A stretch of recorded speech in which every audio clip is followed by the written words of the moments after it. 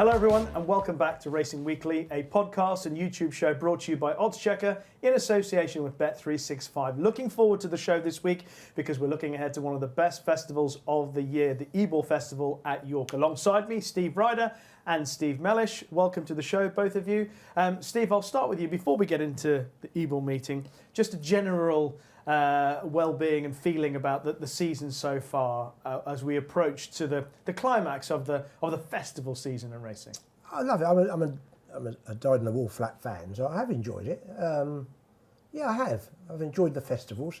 I think racing is increasingly reliant on the festivals. Some of the stuff in between can wear you down after a while. It's it's a bit samey, but I think the festivals have been great. Goodwood, despite the weather, was really good. Royal Ascot I thought was good this year.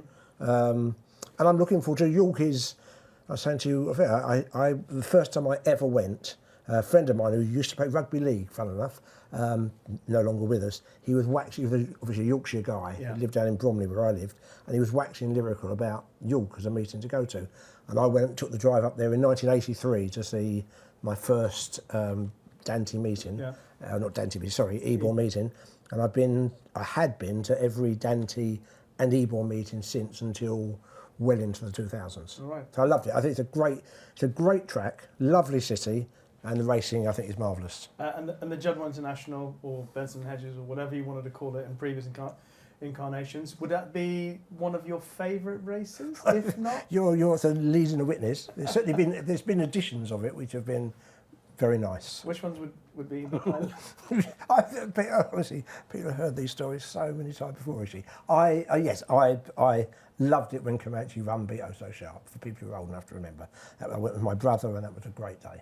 Great day, great race, great horses. Great ride as well. Steve, you obviously can't go that far back, but the Ebor Festival for you, not just as the racing, but as a punting medium, how good is it? I love York and Goodwood. I really do enjoy Royal Ascot for what it is. But when you get the 3-year-olds pitched in against the older horses, it's the time of the year that I really like. So we obviously didn't quite have a Sussex Stakes that lived up to that billing. But the Eclipse was brilliant, where you get a good 3-year-old against the older horses. And we're going to have the same again in the Juddmonte International this year. I just absolutely love this time of the year. Yeah, lots going on in the world of racing. Anything in particular? I mean, just in the last few days, there's the Holly Doyle being replaced by Oisin Murphy for those Imad Al Sagar owners.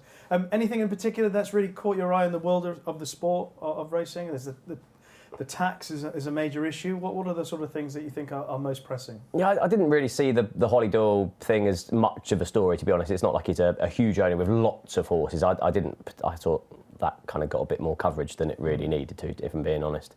Obviously, it's not a cancellation of the fixtures because they're being moved instead, but having a blackout day in the UK, yeah. I'm not sure how much difference it will make, but it's nice to see the BHA kind of bring together horse racing for the greater good, because that has been something previously that has been an issue. At least we're all kind of singing from the same hymn sheet. Whether it will have the desired effect, yeah. I'm not so sure. Okay. Steve, your thoughts? Holly, I agree with Steve. Other than the only thing I thought was a bit not ideal was the timing. I just think maybe you could have waited till the end of the season. That's all. Just that was the only thought I had. Yeah, look, who knows?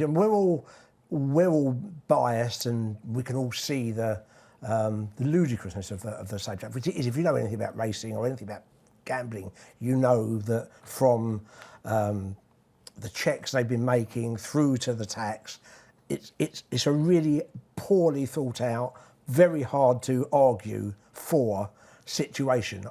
But will the strike make any difference? I would have thought it would make absolutely no difference at all. Personally, quite pleased to have a day off. I've got no problem with that. But I definitely take Steve's point that it's good to see everyone doing pulling it together. Yeah. And maybe someone somewhere might think, oh, that's interesting. But I really don't think it can make any dramatic effect to what you're hoping is that behind the scenes, that those discussions are having an effect. You've got a pretty cogent argument to make, and hopefully they'll make the effect. They'll make more of an effect than the strike anyway. Okay, a couple of political things to talk about. No doubt that will appear in further editions of Racing Weekly, but we're concentrating on the racing today. As I mentioned, the Ebor Festival will be the focus of it all. But first of all, I imagine a relatively short racing recap. Okay, let's start at Newbury. What happened on the weekend? And I'll start with you, Steve, here for More Thunder winning the Hungerford. A horse who has progressed through the season, and I imagine we'll have some big targets from here on in. Pattern targets only from now. I feel, I mean, it was a huge, Steve just looked it up and he's been put up from 103 to 117, so handicaps go. I think it's a horse you're not surprised has made the jump. I think most people would be, maybe I'm wrong, but would be pretty surprised the style of the jump, which was, it was clearly by some way a career best. I guess a very truly run race on a sound surface over 7 furlongs has seen him improve. And I think he is improving. Like a lot of really good trainers, their horses do tend to get better. And I suspect he's going to be a very good, a better horse next year. I think a lot of it probably stems back from Sir Michael Stoute having it as a youngster, where it wasn't overplayed at all, and so they've had things to work on. And I think we're now seeing a horse who's going to run in the top mile races for sure, down the line, and so it's top 7 furlong races in the meantime. Yeah, interestingly enough, I think he's got a quote of 8-1 with Bet365 for the Sprint Cup at Haydock and 6-1 for the Champions Day Sprint. No? Well, the latter maybe, because then maybe soft ground and make it a test of stamina.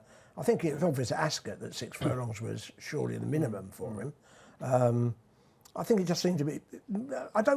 Yes, I think they want to have a runner on Champions Day, so they may go that way. But I think 7 furlongs and probably a mile in time will be where we see him at his absolute best. But I think you're always going to need a pace. I think that's important. And the trouble with running in Pattern Company outside of sprints is you can get tactical races. Yeah, he's 14-1 with Bet365 for the QE2 on Champions Day. What did you think of the performance, and where do you see his future immediately, Steve? So it's funny, the first thing I did was look up the entries. So he's in the Sprint Cup, the Park Stakes over 7 furlongs at Doncaster, Group 2 at Leopardstown over a mile, the Champion Sprint, the QE2. Like, I initially thought about the Foray, whether they could supplement for that, Group 1, 7 furlongs. But like you said, those French tactical races, will he get that strong pace? Because he did hit a flat spot in this, didn't he? Always, and then stayed on really well. I suppose he was brave. I didn't see the head on, but it looked from the side angle that he was fairly brave to get through a gap and accelerated clear. Like, if you're winning a Group 2 by 2 1/4 lengths, you need to go up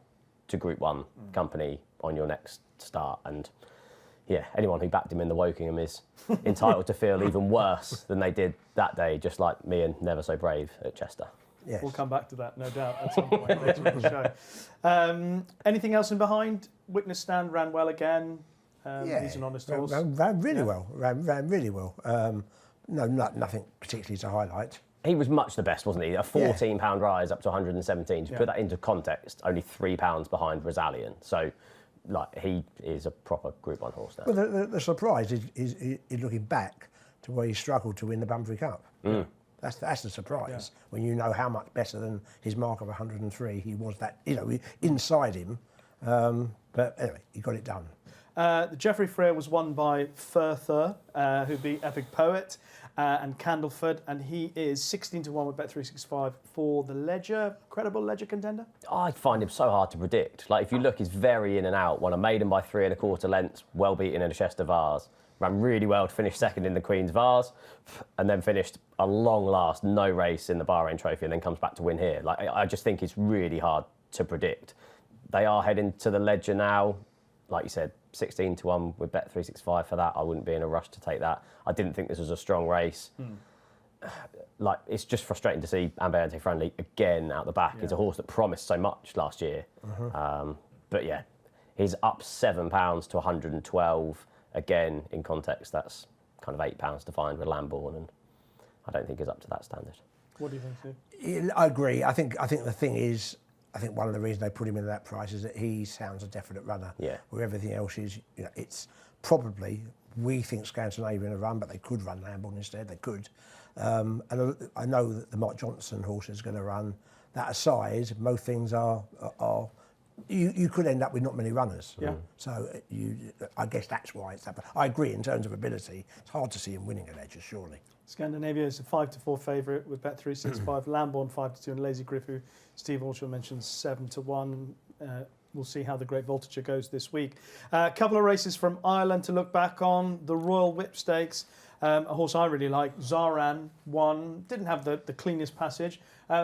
But But what did you think about the quality of the race? There's another one where a pacemaker who had a mark of 80 as you know, in theory, run, because the 110 the winner was rated, the third was rated 114, the fourth was rated 122, the fifth was rated 99, the 80 rated pacemaker finishes second. Pacemakers are being weirdly used at the moment. I like Zaron's win, and I think he won by with more in hand than he won.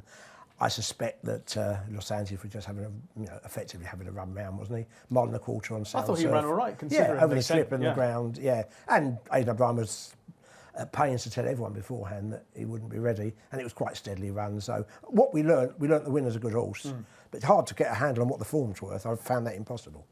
I think Johnny Murtagh has mentioned the Irish champion will be next for Zaran and then the champion. I couldn't find a price for the Irish champion, but for the champion stakes at Ascot, he's 14 to 1 with Bet365. Los Angeles is 25 to 1 for the Arc. Either of those tempt you, and what did you think of the two horses' performance relatively?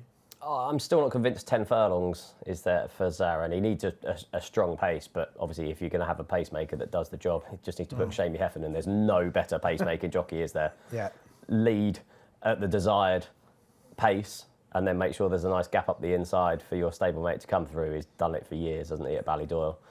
This victory obviously pays a nice handsome compliment to Amalok, who obviously beat him in the King Edward. He's kind of gone missing since, was engaged in the King George, didn't run, and yeah, you'd be slightly worried at where he is, but when he actually makes the racecourse again, Amalok's well worth a second look at. Okay. The Irish St Ledger, Leinster won impressively. What did you think of the race? I didn't think it was the best race. He's clearly improving, Leinster. You can see why they were sent off 100 to 30 for a Chester Cup off 91 now. Probably found 2.5 miles too far at this stage of his career in the Ascot Stakes when a close fourth, but yeah, won this easily. I don't really know what absurd is anymore. I don't think you can hold the form around him really. Puppet Master Ryan Moore never looked happy in the state, was looking down, was clearly eased, as if something was amiss.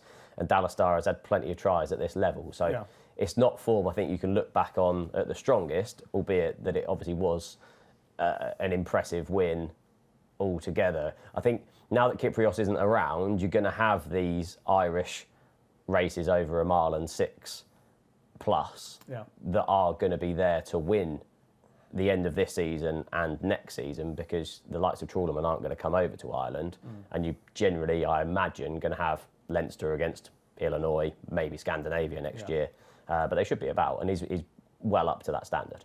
Visually, it looked good, Steve. Yeah, I agree with everything Steve just said.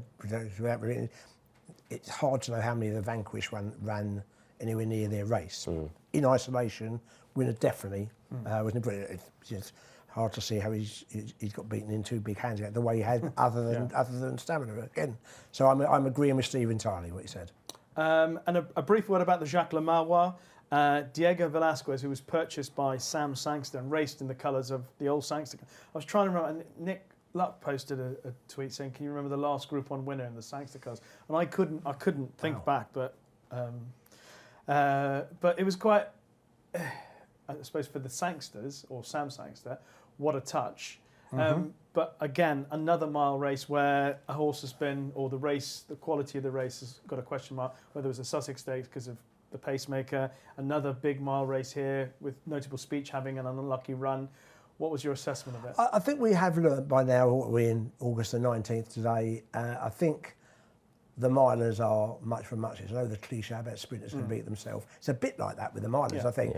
On this day, and I thought in the July Cup, I think Notable Streets could have won both of them. I think things didn't think it was the best ride in the July Cup, I have to say. I think William was far too close to a strong pace that ultimately collapsed. Here, he was unlucky. I mean, it happens. You come from behind. He couldn't get a run for love nor money. He would have won, without a doubt, on the day. But it's hard to think we're seeing, whether it's Rosalian, whether it's whoever, that they're all a pound or two better than each other, aren't they? Yeah, there's not much between them when they're all run up to their best. And Diego Velasquez has nicked one, I think. Yeah, it's provided a thrilling finish, didn't it? Yeah.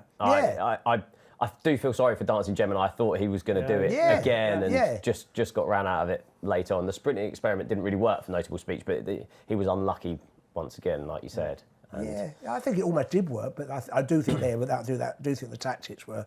I think if he had his time again, I think he would have won that day. And I think Charlie Appleby has mentioned still, even though if you look at the July Cup on paper and he's been beaten, Charlie Appleby, he's still carried on going anything from 6 to a mile. Well, he didn't get outpaced in the July Cup, did he? No, that was the thing. Normally we see these milers drop down to 6 furlongs. They're outpaced in the early stages and staying well at the finish. No. So 2 furlongs out, I thought, well, he's definitely going to win because he stays a mile and then just kind of obviously use that energy early on. Yeah, absolutely. But it's going to be a fascinating race. I think the top 2 are going to go to the Breeders' Cup Mile. Yes. Bet365 have Notable Speech 5-1 and Diego Velasquez at 10-1. And then you've got Henri Matisse, you'd imagine would go there after last year. Rosalian, I think, may well end up there. So it could be a really good race. Yeah. It could be, but a lot of it depends on who's all right at that time. Field of Gold could be back in it. He's 6-1 for the race with Bet365, and word is that he's cantering again. Well, he's the one who looked like he was better. He looked like he was going to be the best miler of the year. Yeah, but it did look better. He needs to turn that around. Yes. Yeah. Anything else from the last week that you'd like to chuck into the mix? Horses to follow, briefly back to the Jacques Noir, the real disappointment with the Lightning Winter. Yeah, who was poor, wasn't he? He threatened especially after the time run before. It looked maybe he's coming back, but he was woeful really at the weekend. That was a poor run, and clearly Market was suggesting he was well expected to run well. Yeah, you'd be partly surprised part of you would be surprised if he reappeared and with the name A.P. O'Brien next to him again. Yeah. Just kind of like Dylan Brown McMonagle rode a 4-timer, including a listed win on Ipanema Queen and obviously the Group 3 on Leinster. He's just a young jockey that got that Joseph O'Brien gig early on in his career, but he's fully justified that decision because he is a really good rider. He is. Yeah. I mentioned one horse that caught my eye, which was Avicenna. Of Roger Varian's. Unusual combination, Godolphin and Roger Varian, who won on his debut at Doncaster. I think he won by a length and a half in the end, but it was only in the last half a furlong that he sort of realised what was going on. But it cost a lot of money by Star Spangled Banner. Just a horse that caught my eye on his... Is that the first horse for Godolphin with him? First winner. I mean, I don't remember... Well, he had Bellardo. Do you remember? Of course he did. A few years ago. It is, yeah, absolutely. Bellardo Racing Cars was the first winner in this... Right. Because I think he's part of their training. Right. Well, he's one of their trainers now, so yes. So those were just a few horses to note from the past week or so. And that has been this week's Racing Recap. Now, before we get into our York preview, just to let you know that our sponsor, Bet365, have a best odds guaranteed offer. It's available on every single UK and Irish race from 8 a.m. on the day of the race. If you take a price and the SP is bigger, Bet365 will pay you at the bigger odds. Full T's and C's can be found on the website. And now we can look ahead to the Ebor meeting at York. And of course, on the very first day of the meeting, the big race is the Juddmonte International. It's a small but select field. It often is. But it puts together the first and second from the Eclipse, Delacroix and Ombudsman. Throw in the Japanese contender, Danon Decile, and See the Fire, who was very good there earlier in the season. Let's have a quick look at the market for the race with Bet365.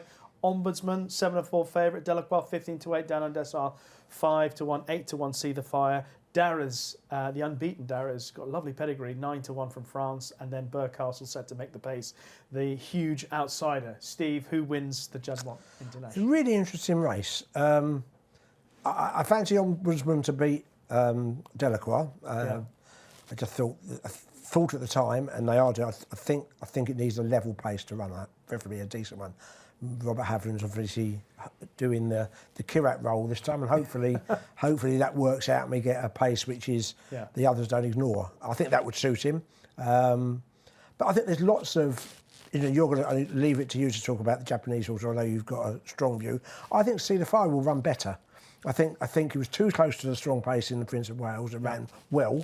And the ground definitely went wrong for him at Goodwood. That was the day the heavens opened, and I do think they're races you can forget, and I can't forget. I know the form you can question what he beat, but the style of his win earlier in the year I thought was stunning over course and distance. And if we are talking good to firm ground, obviously we'll know by the times by this, if it's genuine good to firm ground, I think she'll run a lot better. But I'm an Ombudsman man. I still think the Prince of Wales form, using the horses who've run about, not the Los Angeles and the ones who've gone too fast, but using the runner-up and using the fourth, I think that was a top-class performance. And the combination of maybe the race coming too soon and the muddling nature of the eclipse really didn't suit him. So he'd be my fancy, but I'm not telling you anything. He's a 7-4 favourite. Okay. How do you see it, Steve? Do you think Delacroix was... Do you think Ombudsman will reverse the form against Delacroix? I do, yeah. I was with Delacroix in the eclipse, but I thought Ombudsman was just a bit too keen, was then sent for home probably a little bit too early, then just got collared late by Delacroix, and that wasn't the tactics, was it? No. Got shuffled back and stayed on. I actually thought Camille Pissarro was going to win that race, and I think he probably would without losing a show and getting injured. Obviously, he's now been retired due to that setback. I think I'm going to take that eclipse form on completely. Yeah. I thought 128 was an inflated rating for Ombudsman. We said at the time after the Prince of Wales Stakes, and at the prices, I do want to take those on. See the Fire, if she hadn't ran in the Nassau, I think I'd be with her here, but that looked a hard race. I know she wasn't particularly put into it late on in the conditions, and she has obviously fantastic York form. That Middleton success was brilliant, but Down on the Seal, I do like for this. I think if you're going to create a race course for a foreign raider to come over, York is the perfect place because it's completely flat and there's a long straight. It's a small field. Tactically, you're just going to follow a pacemaker. You're on a horse that stays further. He ran in the Japanese Ledger over a mile and 7. And if you look back at the Shima Classic victory over Calandagan, that's working out well. Calandagan's gone on to win 2 Group 1s since. You had Rebels Romance obviously back in 4th that day. He ended up winning at Royal Ascot and won the German Group 1 the other day. But I thought this tactically would work out well with the pacemaker being supplemented for the race. And yeah, I thought 5-1 was perfectly fair around Down on the Seal. I also like the Japanese horse, Down on the Seal. I thought in Dubai, he was keen through the early part of the race. If you watch his rider throughout the race, he's never got his hands dropped on his withers at all. They're always up. Anyway, he finally settles when they turn for home, but his turn of foot in the straight, and admittedly in the slowly run race. But Rebels Romance was out in front, was fit from the run in Bahrain, and could conceivably have held on there. But Down on the Seal made his ground on him very quickly. And just looking at the sections, I was talking to Steve about this in the car this morning, he and Calandagan clocked some very quick finishing sectionals, but they both hit top speed of 43.4 miles an hour. He did 3 furlongs in, I think it was 10:51, 10:97 and 11:06. So he's a very quick horse, even though, as you point out, he ran in the Japanese Ledger. He's a Japanese Derby winner. He's won off longish breaks before. This was always the target after the Shima Classic that he was going to come here. They said that on the night. And tactically, I don't think it will matter to him if they go, well, I'm assuming Burcastle will want to set decent fractions for Ombudsman, because that was, as Steve points out, that would suit him down the ground. That will also suit Down Under Seal if he can have a decent pace to just allow him to relax even more than he has. And he's got, I think, so much speed as well. It's possible that a strongly run 1.25 miles might be the perfect setup for him. So he was my selection as well. And if that run in Dubai was an isolated piece of form, you could question it. But if you go back to the Japanese Derby, like you had Shin Emperor back in 3rd, who obviously ran really well in their Irish Champion Stakes behind Economics and Auguste Rodin. So there are different form lines that you can bring over to Europe that do back up his claims. Yeah. I think he's got a great chance, so he would be my selection for that. But also, I'm with you as well on Ombudsman and Delacroix. I think Ombudsman will beat Delacroix this time. I watched back the Eclipse the other night. So there's a moment where Ombudsman settles into second in the second wave of runners behind the 2 leaders, and then Ryan Moore gets up the inside on Delacroix, but instead of going to the rail, Ryan Moore sits 1 off the rail, allows Ruling Court to come up his inside. So now Ombudsman's parked 3 wide. Delacroix's got perfect position. He does obviously drop back, but it meant that William Buick is trapped 3 wide, going round the bend at Sandown, goes a bit too close.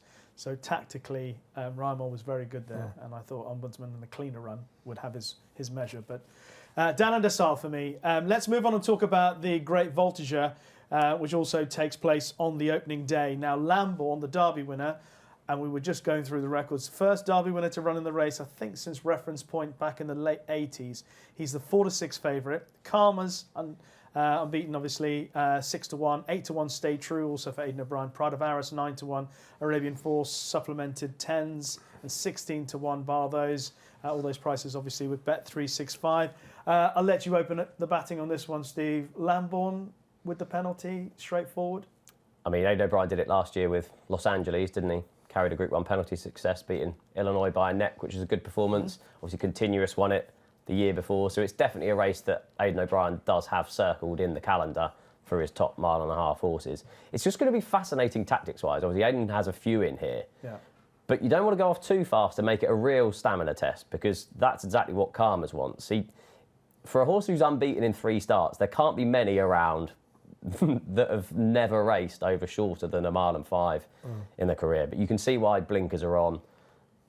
Pretty lazy throughout races, but he definitely wants a good test, dropping down to a mile-and-a-half. The form, I suppose, of his victory was boosted by further winning that Group 3 at the weekend, but I did think Lambourne would win this. I'm fascinated to see if Pride of Aris shows improvement, having been gelded, because that Dante win, I know the form hasn't worked out well, but it was style over substance in hindsight.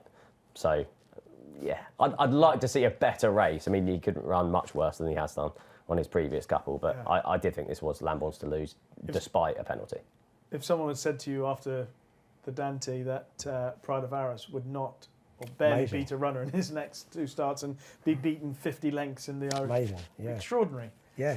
Even though the form hasn't worked out, but he was so good. He's run no race in 2 races subsequently. Yeah, it's funny. Horses won the Derby and the Irish Derby. I just can't have us being anything more than an average. I mean, he's no reference point, for example, who you were talking about. Yeah. So will he win? Probably. Got a £3 bill, probably. I'm not sure a mile-and-a-half at York's ideal. I think he's a staying mile. He needs every inch of the Irish Derby to win. He let Epsom's the stiffest mile-and-a-half in Europe, and that suited him to set a strong pace on the stiffest mile-and-a-half of Europe and carry on galloping.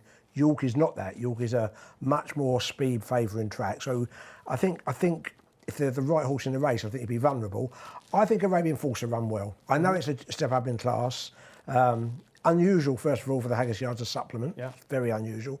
I think the horse's last 2 runs, he's lucky, was 7th at Royal Ascot over a mile and a quarter in a race where everything was prominent who was involved. And he was near the back, did very well to finish as close as he did. He was then unlucky in a Group 3 at Hamilton next time out. He went for a run up the rails and just got stopped for about a furlong. He would have won that day. Now, that's still a huge leap now. But what I liked about it is the first chance he's got to run at a mile and a half. I think that will suit him. I'm no way claiming his form is up with the others, but I think he's the potential improver in the race. And I don't think things are ideal for the Derby winner, even though he'll probably win. Okay. Yeah, like Steve, I'm fascinated to see how Pride of Aris goes back at York after the Gelling operation, just to see a spark there, because he did look really good. He did. Yeah, it's not a race that I'd be hugely keen to have a bet in, but I'd be interested to see how. It's an unusual race. Wow. It's going to be like if I was going to have a bet, I wouldn't back Lambourne now. I'd wait in running, because like Ryan Moore doesn't care around riding a horse along. You saw that in the Irish Derby. No. Came off the bend and being pushed along to make it a real test, and I think it will probably be the same. He'll look under pressure about 3 furlongs out at York on that long straight, and if you can get anything above even money in running, I wouldn't be against that. Will Thrice make the running? It tried to in the Irish Derby. Could this be the double bluff of Aidan O'Brien's? And could be. Then they'll just stack behind Lambourne, allowed Lambourne an easy lead, and very possible. Very possible. York's so wide that you'll do well to actually find some trouble there. Yeah, I think he will need to go fast enough, because I don't think he's a quick horse. Yeah. It's an interesting race tactically, it really is. Okay, so those are the principal races we looked at we're looking at on Wednesday. We just mentioned the Yorkshire Oaks, because you mentioned 4 horses declared for the race. Mini Hawk is the 4-11 favourite with Bet365. Estrange, still not sure, she'll definitely run 9-2. Quillen Queen 9-1, and Garden of Eden, like Mini Hawk from the Aidan O'Brien team, 14-1. Mini Hawk has been a wonderful, I owe honest you a daiquiri each over Mini Hawk. Lovely. I do. What's your favourite flavour daiquiri? Oh, I don't know actually. Cheap, I hope. We'll come back to that. That'll give you time to think. Yeah. But Mini Hawk, if Estrange does take a chance, at least that looks like it might be a little bit of a challenge for her. But what do you think? I think Estrange took a chance on good to soft. It'd be a race. Estrange is a good horse, but I think they What did you make of the last run? struggle on the ground. I think the horse is. I think she wants soft ground. And I think she'll show herself to be a genuine Group 1 horse on soft ground. She won't get that this week. Whatever else, they might feel there's enough given ground to run, but I think you'll see a less than very best Estrange. Yeah. So Mini Hawk will probably win. She made hard work winning the Irish Oaks, incidentally. Yeah. She's good, but again, I can't get myself to think she's anything more than pretty good at the moment. But what else is there around? I don't know. Steve? I think it's deceptive, isn't it? If you look at Mini Hawk, for a horse that's won all the races she has, if you look back at her winning distances, she's won by half a length, a neck, and 1 1/4 lengths. Yeah. Despite last time being sent off 2 to 11. So I do think she only does enough when she hits the front. So if you do take short odds around her in this race, if, for example, Estrange comes out, you might have some worrying moments during the straight. I think that's more, personally, think it's more relevant for the Epsom race, where absolutely, mate, she had to work really hard, but to beat a good filly, I think she did have to work hard to win in Ireland. I mean, I think there was a long time in the final furlong where Ryan Moore wasn't entirely confident that she'd get there. So she's good, she's really genuine. And, you know, she and Whirl are the best 3-year-old fillies around, for sure. Could even be the best 2 3-year-olds full stop. Could easily be, absolutely. It'd be nice to see that happen. To see, there was rumours of Whirl running, wasn't there, in the earlier in the week, and was it the Vulture Sure it's going to run? Juddmonte, whatever. That would have been interesting. But anyway, we'll find out later in the year, no doubt. Okay, let's move on and talk about the Lonsdale Cup, which takes place on Friday. Trawlerman, the Gold Cup winner, is the 10 to 11 favourite at Bet365. Illinois is 5 to 2. Al Karim 15 to 2. Sweet William 15 to 2, and then 10 to 1. Bar those. Trawlerman. I wasn't keen on him for Royal Ascot. I thought Illinois would win the Gold Cup, but I can't see against him here. I thought this would be fairly easy. York obviously suits front runners. I thought William Buick will keep this very simple, ensure they go a strong pace, and I thought 10 to 1 actually, 10 to 11. I wish it was 10 to 1. I'll definitely have some of that. I thought 10 to 11 actually was perfectly fair. I thought it'd be closer than Swart with 2s on, if I'm honest. Steve? I think it'd be closer than Ascot, because I think the 2 miles will suit Illinois more than 2.5 miles, but it's hard to argue about who the better horse was at Ascot. Okay. Returning to York is no negative either. Obviously, wasn't Ebor, isn't it? No, definitely not. Yeah. Definitely not. Yeah. I'm going to have another each way play on Dubai Future again. I thought he ran a really good race in the Gold Cup when he finished third. He did. He's back on a left-handed track as well, where his 2 best performances this season at Meydan have come, where he travels really well, been back at this trip. The ground definitely went against him at Goodwood, so I mean, he's 25 to 1. At the moment, there's still 8 horses in the race. So if 8 ran and he was 25 to 1, I'd definitely be backing him. Okay, the Nunthorpe, which also takes place on Friday. Well, it's another sprint. Take your pick. But a couple of 2-year-olds are lining up for this potentially. One of those is the favourite with Bet365, Lady Iman. It's 7 to 2. Arizona Blaze 5 to 1. Asfura 11 to 2. Sayyida Darian 7 to 1. I'm just trying to find where the other 2-year-old is. Spicy Marg is 12 to 1. The last 2-year-old to win it. Anyone? No, go on. Kingsgate native. Okay. In 2007, he was the last one. Okay, the sprints have been a bit of a guessing game so far this season. Steve, how do you see this? Of the 2-year-olds, I like Spicy Mild most. I think got a little bit of not just a point and go filly. I think you run a race on her. I think it's absolutely wide open.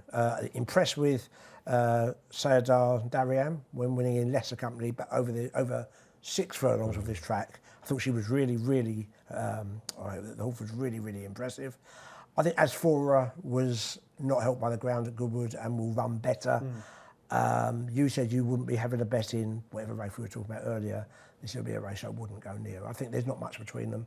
I'm not a big lover of any 2-year-old I've seen so far this year, to be honest. Yeah. And they may win, but they'll win because I don't think the sprinters are wonderful. And again, I don't think there's much between them. Sharp 6 furlongs, sharp 5 furlongs, don't know. As for if I had to have a gun to my head, as for but not a strong view at all. I'm personally on the side of the 2-year-olds because just of the amount of weight they're getting. It's £27 from the between 22 and £27, something like that. So I actually prefer Spicy Marg as well against Lady Iman. I think they both ran over 5 furlongs on the same day. She clocked a slightly quicker time of the 5 furlongs of Goodwood. So I liked her at 12-1. Steve? I think it's worth pointing out the fact that we had a massive draw bias last year at the meeting, and at this time of recording we haven't got decks and we haven't got the stalls, so I wouldn't be having a bet at this stage. The one that I thought was probably overpriced was Frost at Dawn. Yeah. Since the visor's gone back on this season, she's got form figures of 2-2, 1-2, 4. So actually, out of all these sprinters, she's been the one that's been fairly consistent. She was only beaten a neck at Royal Ascot in the King Charles III Stakes, finished 4th to JM Jungle at Goodwood last time. And again, the ground I don't think suited her. Could prove that, she could back it up.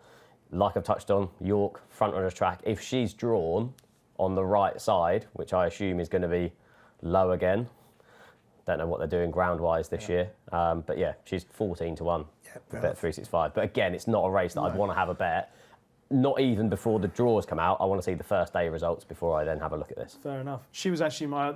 those are the two, Spicy Marg and Frosted Dawn. Not only all the things you say, but also they've gone through the trouble of booking Barcelona for the Ryder. Of course, he rode her to win when she won in Dubai. He's only ridden her twice before. She won the Super Saturday Sprint where she beat Star of Mystery, which is a good performance, and then he rode her again, and she disappointed that time. But obviously, he's been jocked up to Ryder early doors. So the first couple of starts this year, like they took the visor off. I don't know, and didn't really run it. Ran okay, but since that visor's gone back on, she's been really consistent, which is you cannot say about many of these sprinters. No. We shall see, though. It's competitive enough to be of interest, but it's so hard to be confident or adamant about any of those horses' chances. I am glad they're running the 2 rolls. Like I do really like it. Like when Acapulco ran in it, and the Platinum Queen. Like it is fascinating to see with all of that weight how they actually. It makes a race definitely. Yeah. Lyric Fantasy as well. Remember her back in the day. Terrific filly.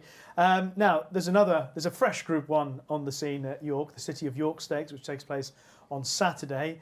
And good for the race that Rosalian didn't run in the Jacques Le Marois, and he looks as if he's going to run in the City of York. He's a 13-8 favourite with bet 365. Never So Brave 5-2. Interesting French runner Marinoa Charlie, although purchased by the Bond team, 9-2. Audience 14-1. Cosmic Year, where do we stand on him? 14-1. Lake Forest 14-1, and the Sussex Stakes winners in there at 16-1. Kirat Seagulls 11 also supplemented for the race at 16-1. 20s bar those. I didn't mention exactly. She's also 16-1. Steve, I'll let you start on this race because I know that you're a big fan of Never So Brave against Rosalian. I know. I am a miserable person. I don't. Yes, I admit that. I'm fed up with hearing how unlucky Rosalian is. I mean, if you're not the guy who messages on no, I wouldn't know how to message. Going, Rishi, will you stop talking about I wouldn't know how to Rosalian? message. I wouldn't tell you. You're safe with there. I just think, right, facts. Beaten in the Lockinge, should have won. Beaten in the Queen Anne, probably should have won. Beaten in the Sussex. That's his record this year. And somehow, reading some reports, he's just slightly better than Frankel. I'm not quite sure where we fit at the moment. Wow. I think it's, in the end, horses have got to come up and win. He ought to win this. He's the best horse in this race, even on, whatever appeal. He's raced 120, which is not that of a absolutely top-class horse, but that makes him the horse to beat. I actually think he'd be fine with 7. I know you have your doubts. So do I think he'll win? Probably. And maybe that'd be an end to hearing how unlucky he is. I think he should have won Ascot. I really think he should have won Ascot, and I didn't think he was as brave as the winner in the finish. That's my opinion. Wow. I didn't. I thought he was. I mean, obviously, I'm a fan of the horse, so I'm going to defend him. Yeah. I think you're being slightly unfair at Ascot. Not for the first time, Rishi. No, especially when you're talking about Rosalian. I really don't like that horse. I don't like the reaction to it. I can't really dislike a horse. I don't know him. It's triggered, aren't you? He was good. I like Trigger. I thought the Ascot things. Lockinge, first runner since he was off since June. It's quite a long time, a year off the track nearly. So happy. Often is for Lockinge winners, incidentally. Sorry? Lots of Lockinge winners win first time out. Well, June to May. But if we do also replay Racing Weekly from all that time ago, you were then saying, he's gone away 3 times on race courses and he's done plenty of gallops. And all the connections were bigging it up before Lockinge. It's definitely fit. I bigged him up as well. And the connections I believed it. I did not offer an excuse beforehand. He was 100% right. I mean, that's what they said. I'm not saying he was. So, okay. So we buy into that excuse. Not. Carry on. The Ascot race. Ascot race. He's followed Carl Spackler. And he's beaten him convincingly. And actually, we watched the race. He's in front after the line.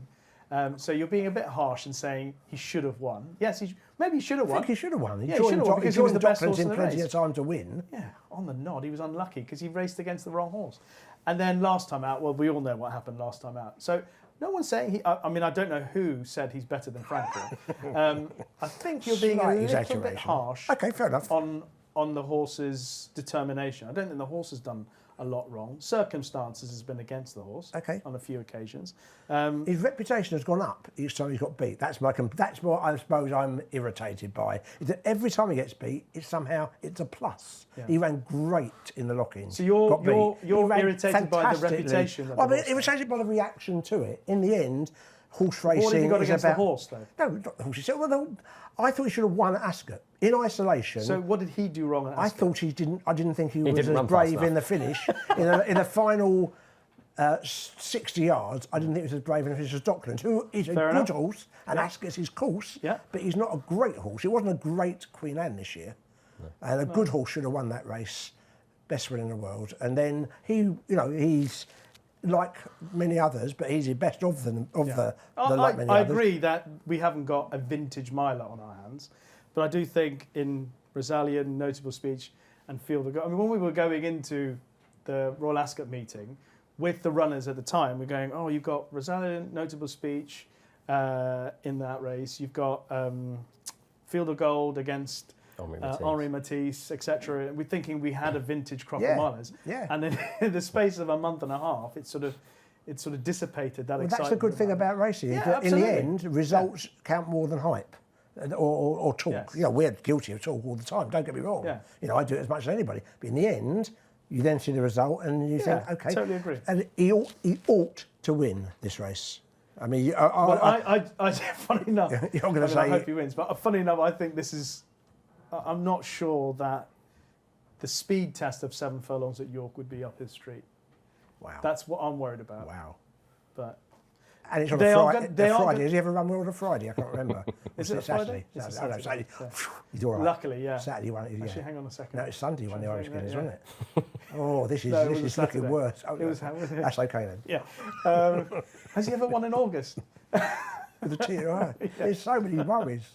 They are going to go a good pace in this race, though, aren't they? I mean, Kirat's in there, pacemaker. Quinault's in there. Maranoa Charlie should Charlie. That puts me off Maranoa Charlie because I thought he would have a chance. But because of the competition for the lead. Yeah, it just depends how keen he is in the early stages. He's a horse that I really like. Like, he kind of let himself down in his final start at 2, didn't he, when he went off far too fast. Over a mile, but I thought 7 furlongs was his trip, to be fair. He's raced over the distance 4 times, won 3 of them and finished a short neck second last time in the Prix-Jean Prat.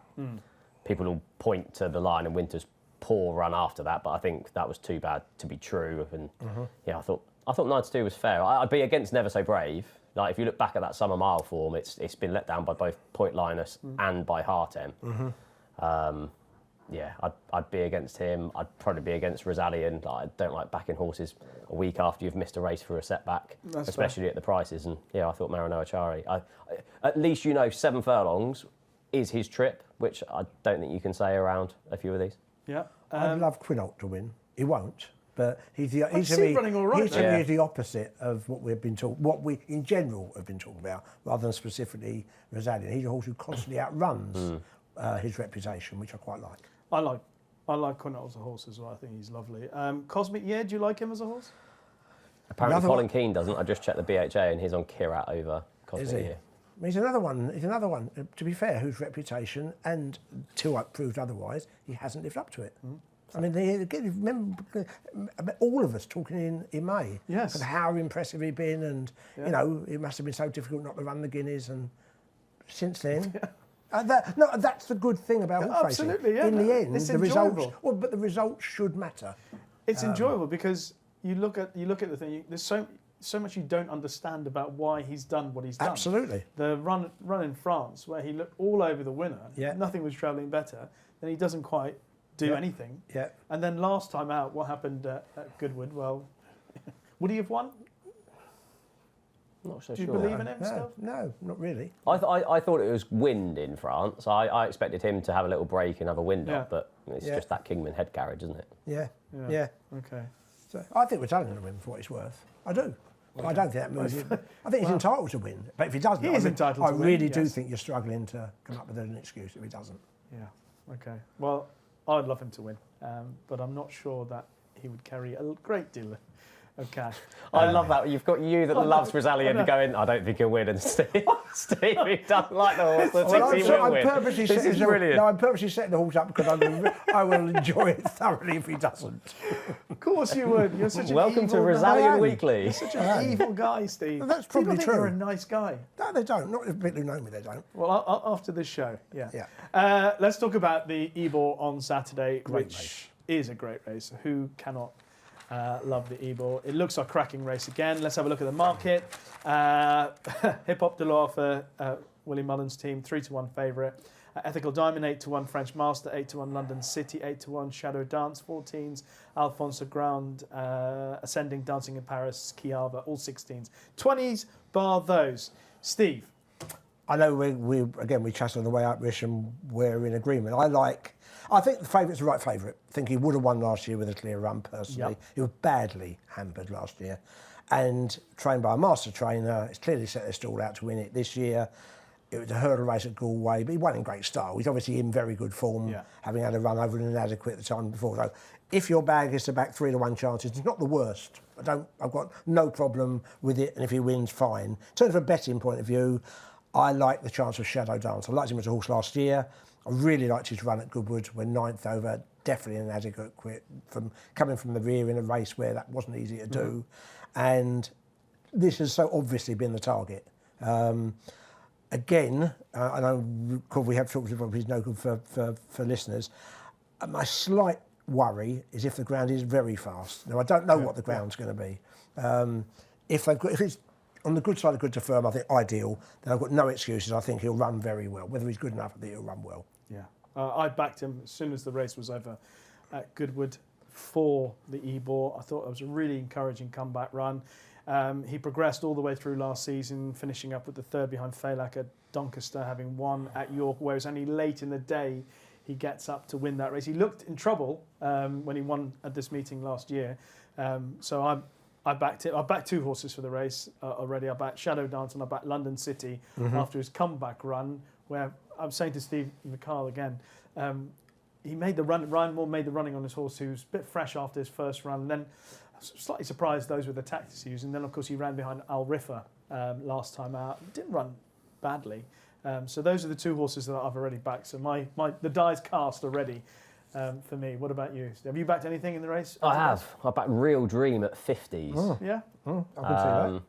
Sent off only 15-2 for this race in 2023, when rated 99 and trained by Sir Michael Stout, ridden by Ryan Moore that day, who I actually thought gave too prominent of a ride. I know you often like to be up for the pace at York, but they all kind of went too fast that day.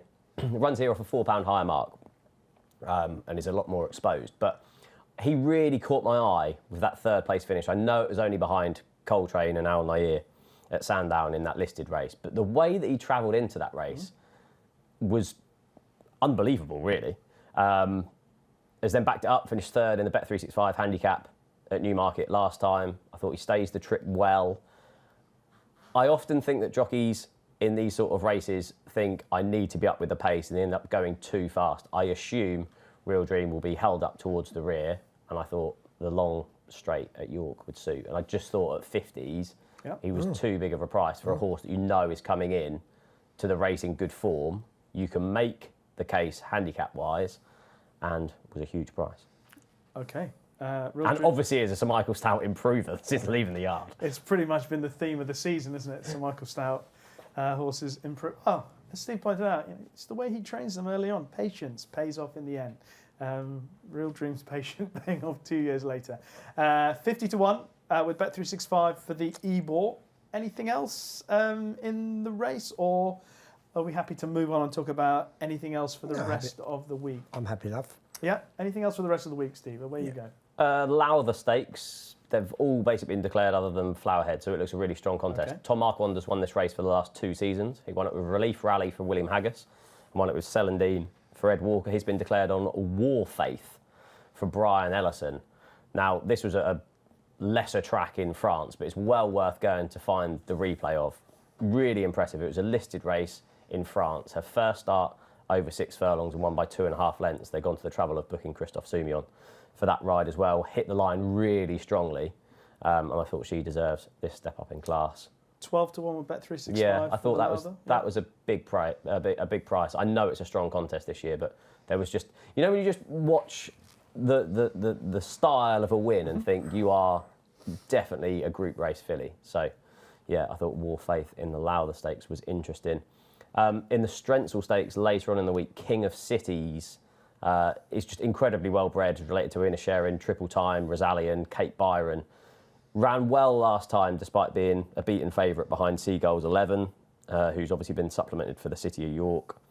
Cosmic Year, who finished 4th, obviously runs in the City of York as well. King of Cities runs in this instead, which is obviously the easier contest. I thought going back up in trip to a mile and 1 would suit. Both Alflayla and See the Fire won this as 3-year-olds in 2022 and last year, and he's got quite a big rating for what he's actually achieved, but obviously gets the allowance being a 3-year-old and is 10 to 1 with Bet365. I thought that was a big price. And then I've just got one in the Celebration Mile on Sunday, but we'll do York first. Anything else up at York, Steve, that you want to make a note of? Handicap actually would be where I live and die by. I mentioned my strongly few the third one. Just briefly, 3 years. I think Zagash will run well if he runs in the 10.5 furlong handicap on Friday. Thought it was one of the more unlucky horses at Goodwood. It's a day where they were coming over the stand side, held up last, got no run at all, finished 5th, ran really well Ascot the time before, didn't have much luck. I think he wants to return to this, 1 over 10 furlongs in the year. I think he wants to return to that. I think that's a big runner. Fascinated, more than opinion, I'm going to give it more thought, but I do think Santorini Star stepped up to 2 miles tomorrow. It's really interesting. Wednesday. Yeah, tomorrow. Certainly when you look at his last 2 runs, particularly on Ireland, really looks worth a trial over 2 miles. If you're going to get it anywhere, I think a flat York will be where you'll get it. So I think that's fascinating that horse. But a horse I like most is a horse I mentioned when we were here before. I know the horse has got beat since, but I actually like it as much as ever. I think Daiquiri Bay run really well in the Melrose. Oh, I like him. I thought the last 2 runs, I think for various reasons, he's run well. He was very poorly positioned in the race where Merchant won. Merchant did very well to come from behind. Again, dominated by prominent racers. Diff was even further behind and was a closing 8th, not beaten that far. They then ran at York from Goodwood in a really bad draw, had to use plenty of him. I thought they all did very well to be 4th. I think crying out for 1 mile 6. I think he's been wanting that. See it win at Chester, how strong he was at the finish. The markers hardly changed. Ross and Ryan knows the horse well. I didn't think it was the deepest Melrose this year. And the last time I looked, it was a double figure price, and he'd be my strongest view in the handicaps. We agree on that. Daiquiri Bay, 10 to 1 for the Melrose. There you go. The 2 runs at Ascot and at Goodwood, excuses both times. Ascot too far back and made all the ground out wide as well. Yeah, absolutely. And then at Goodwood, I was watching the race, having backed Daiquiri Bay, thinking, why are you going so hard so early? Yeah, agreed. What's going on here? And actually boxed on well. Yeah, stayed on well considering. So Daiquiri Bay for me in the Melrose, and I mentioned a 2-year-old that is due to run in the Acomb of David Menuisier, Goodwood Galaxy, who won on debut at Salisbury very impressively. And then last time at Goodwood, I don't think the course, I know he's called Goodwood Galaxy, but I don't think the course actually suited him that well. He was a bit compromised the way the race was run, was stuck at the back. And eventually when he was pulled out, he was making his ground up really nicely. And it's arguable that's really good. Well, it is very good form. Zavatiri and obviously the runner-up came out and bolted up at Salisbury again. I think he's been underestimated. When I was looking at the prices, I'm trying to find the race now. I think he could. Well, it's tomorrow's race, isn't it? Sorry. Let me find the price of that. Because I think he's got a great chance. Goodwood 8 to Galaxy. 1. 8 to 1. I thought that was still very generous with Bet365. So I liked him. And Daiquiri Bay is the other one that I've mentioned. So those are the two. Others outside what we've mentioned for York. You wanted to mention something for the Celebration Mile? Yeah, obviously being run on Sunday this year, and I think they're going to get rewarded by a better field this year. It's obviously been relatively weak the last few years. Sakara Sands was the one for me. Like, she dead heated with her stablemate Tabiti at Glorious Goodwood, staying on strongly over 7 furlongs that day, shaping like this step up and trip to a mile will suit for the first time. She's yet to finish out the top 2 in a 6-race career, clearly improving. She goes up in class to this Group 2 level, and for the first time in Group 2 level and back against the boys. But on weight-adjusted ratings, she'd be bang there, and she's 16 to 1 with Bet365. I thought that was a big price for a horse that's got that course form, and I still can't quite believe that she didn't win last time. She's shortened already, Steve. Has she? She's 11s. Because I put her up for oddschecker this morning. So. Right, okay. John was the 11-4 favourite, but has to bounce back from 2 runs that haven't really worked out. Lake Forest is 4 to 1, Kudwa 4 to 1, Persica 5s, Ice Max 6, Make Me a King 6, 10 to 1. Bar those bringing in Sakara at 11. Steve, do you like anything? You're at Goodwood on Sunday for the Celebration Mile. I am at Goodwood on Sunday. Did I like it? I like a horse. It could even run at York, but it's also down to run at Goodwood on Saturday. It's a handicap again. I thought a horse who's been run twice this year. Both times I think it's run well. Defiance, Roger Varian. I don't know where to go. I'm not even sure where I prefer. It acts at Goodwood, but you're more of a. Either one I'm happy with. I think the market, I think it might even be able to the Hamilton as well, but Defiance in one of the handicaps. So if it runs at Goodwood in the 240 on Saturday, or it runs on Friday in the opening 12 furlong handicap at York, either way, I'd be interested. Okay. I'd be interested in Volterra around in that Celebration Mile at York. Just on a question of who's... So Ice Max is also in the race, but if I imagine one or the other might be declared considering connections. And if it's Volterra, then just looking at who might make the pace for it and how much challenge he would have for the lead, I'd seeing how the race. If there wasn't a lot of pace in the race, I think he could take some pegging back. We got any more, as they say, for the week ahead? Okay. No. So we've got we've got our best bets lined up for the week. Yeah. Hold tight on those. Before we get into our best bets of the meeting, just to let you know of a free-to-play 6 horses challenge. It's available every weekend, with free spins on offer if you get 2 or 3 selections correct. Prize pools available for 5 and 4 correct predictions, as well as a jackpot for all. 6 T's and C's apply. And so we come to our best bets of the week. And Steve, you are first up. I mentioned the horse already, Melrose. The price, I think Daiquiri Bay, I think it's the best opportunity he's had since winning impressively at Chester. I think the trip will suit him.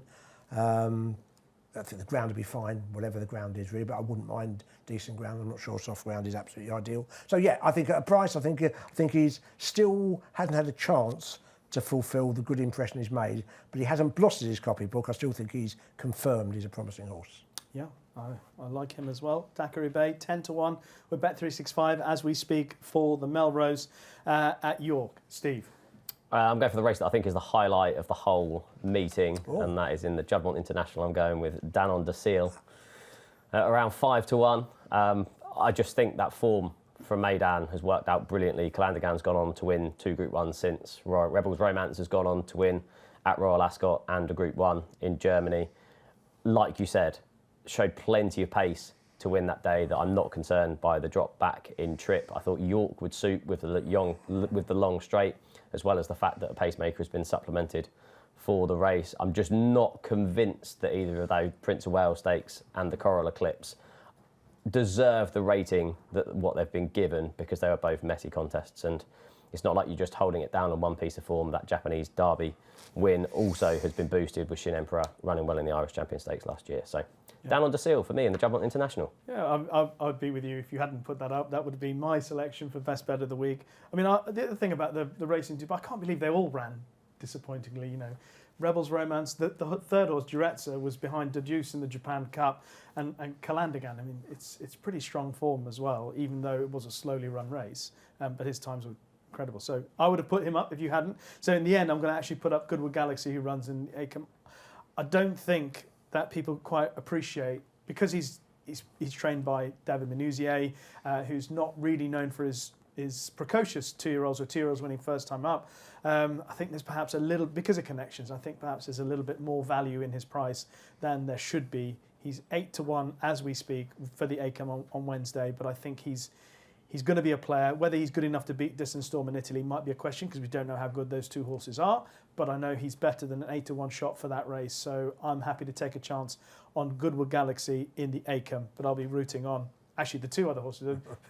I mean, we're all saying it's Daiquiri Bay and Dan de Seal. So those are the three selections we're going for. Just to recap, Steve's going for Daiquiri Bay, who's currently 10-1 for the Melrose. Steve Ryder is going for Dan de Seal in the Juddmonte International, 5-1 with Bet365, and I'm going for Goodwood Galaxy in the Acomb, who's 8-1.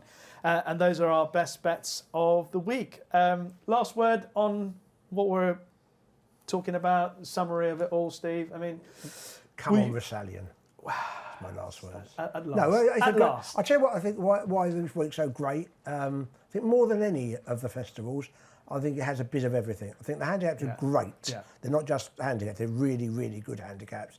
And the form is more established. So we've got where reputations are on the line, rather than being made, which they are in one or two, maybe at Royal Ascot they're being made. So I thoroughly look forward to it. I hope there's no draw bias. Really hope there is. And I agree with Steve. I thought it was half ruined last year by that. You couldn't win from an outside draw, from a high draw on the flat. Fingers crossed it isn't like that. We get a true reflection. I think York's a wonderful town. Yeah. As a week goes by, it's got a lot going for it, I think. Yes, can't wait to get up there. Last word on what you're looking forward to, Steve? I mirror that with the draw bias, but yeah, really, really looking forward to it. And I just hope that some of the contests that we've looked at, particularly the Juddmonte International, lives up to the hype, because I think it could be a really, really good race. Yeah. Agreed. Thank you both. Thank you for watching this episode of Racing Weekly, brought to you by oddschecker in association with Bet365. Thanks to Steve Ryder and Steve Mellish for joining me on the show this week. As always, if you like what you heard or watched on this or any of our previous episodes, then leave us a kind review on Apple Podcasts. I know that someone's going to be putting in the messages about Rosalian. Go on, yeah. Those comment section on YouTube run by Steve Mellish. We're back next week with Tanya Stevenson here to have a look back at all the action from the Ebor meeting at York and looking ahead to the good racing ahead next week. But that is it. Enjoy the Ebor Festival wherever you are in the country. From the Racing Weekly team, bye-bye.